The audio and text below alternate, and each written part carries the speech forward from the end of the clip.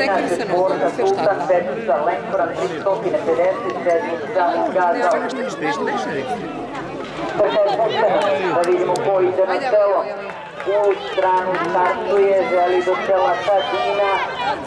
Tu je Lenkoran 350, koga galopira Gazal. Iznutra Samara, na drugoj poziciji Lenkoran 350, na trećoj poziciji Gazal.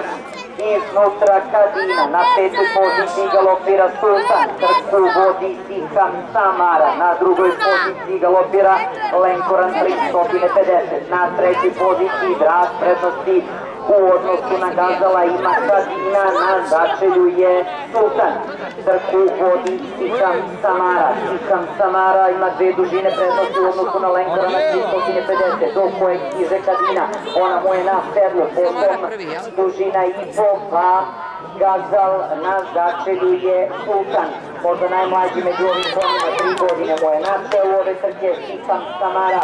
Siham Samara pokušava da se vrati u igru Lenkoran 350, na trećoj poziciji galopira Kadina, na četvrtoj je Gazal, na petoj Sultan, ulazak u završnicu.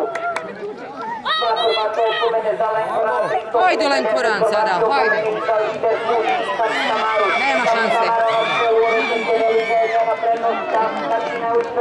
Da dođe do druge pozicije, ali iznutra napada Gazal, hoće li Kadina ostati druga? Prvu poziciju obezbedila Siham Samara, druga pozicija Kadina za pola dužine u odnosu na Gazala, na četvrtoj poziciji galopira, odnosno četvrtoj poziciju pripala je Lenkoranu 350.